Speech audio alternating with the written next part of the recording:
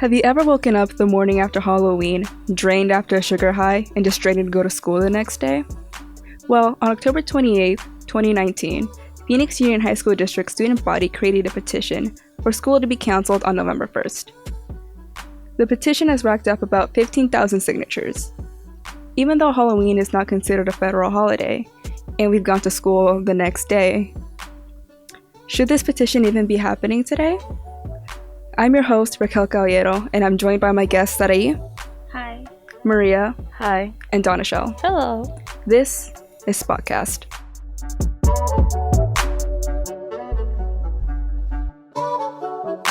Are you aware that this petition has been going around? And what did you think about it? I did know it was going around, and the instant I saw it, I signed it, and I shared it with everyone because I wanted that day off. I saw it during class, and I instantly thought this is probably not going to go through because other years it hasn't gone through. So I saw it during class because I didn't want to pay attention during class. So I just clicked on it and I was like, ooh, what's this? And I saw it and I was like, that's interesting, that's nice. If it happens, that's great. But I didn't sign it. I just closed out of it. So yeah. Why do you think the students are doing this, and what does this show about them? I'm pretty sure they're doing this because of their own personal experience with Halloween and going trick-or-treating and coming back to school the next day tired. And it kind of shows that they're taking initiative and trying to see the changes they want in school, or their schedule. Would students still abide by the final decision that district makes? I think it would depend either if the student was tired the day after partying or going trick-or-treating. It depends. Personally, in my class, we had students, seniors that had to do early decision. And so for them, it was stressful to go the next day since they had a lot of workload. What would be the consequences of missing this day? I don't think there would be as much consequences as other people are thinking. Since I think some teachers already get the idea, not a lot of students are showing up. Like in my class, only like 14 people went. So all that day was just a free day. We watched movies and all that. Since again, where students are tired from constantly walking or like constantly like partying or something like that. And also teachers might be tired since they have kids, they have lives, so we don't know what they're doing on Halloween. So I don't think the consequences would be like that bad unless you have like a teacher who like assigned you homework. So you just like miss one assignment, which isn't the end of the world. How much power does a petition actually hold? In this case, I think the petition doesn't hold a lot of power because it's very student driven, and it was just a student who posted it online. It was nothing official. They didn't take the time to do it ahead of time and go through district, make sure that it got approved with time instead of the week of Halloween.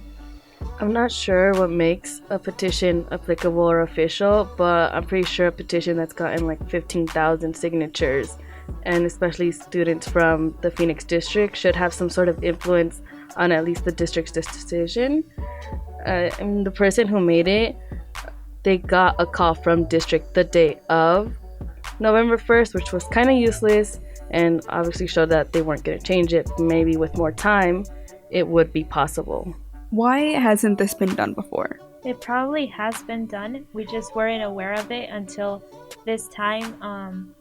It actually got posted online, and personally we saw it through our page, our school page where we get like all of our assignments. So we were aware of it through that. But it probably has always been a problem since Halloween happens every year, and students always are tired the next day. Will allowing students to miss this day lead to further requests for other holidays like Valentine's, St. Patrick's, or Cinco de Mayo?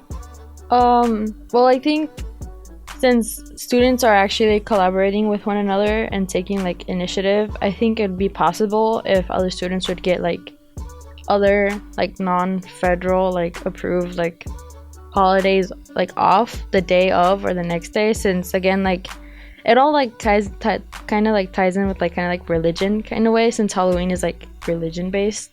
So people are going to have that argument that we have certain federal holidays that are religion based, like Christmas, Easter, or whatever, and people are going to like side to argue like, why are we like missing like this day? We're not part of this religion. Why aren't we getting this day off? We're this culture and religion. So it's just like iffy, like a roller coaster. It's going to go up and down. Yeah, that's kind of my own argument on what truly makes something federal or not, because we have holidays pretty much like Christmas or Easter Day that are off and are religiously tied, and why can't holiday, which probably does have some form of religious ties to it, be off too, or Hanukkah or anything like that? And then there's a case where we kind of have to have 180 days of school completed, and people say like, well, they're gonna have to put, if we're gonna miss that day, we're gonna have to move it towards the end of the year or Saturdays. And it's kind of like, what will the students be able to complete those actions, like actually attend school on those Saturdays or near the end of the year? Yeah, no one wants to go to school on a Saturday. No one.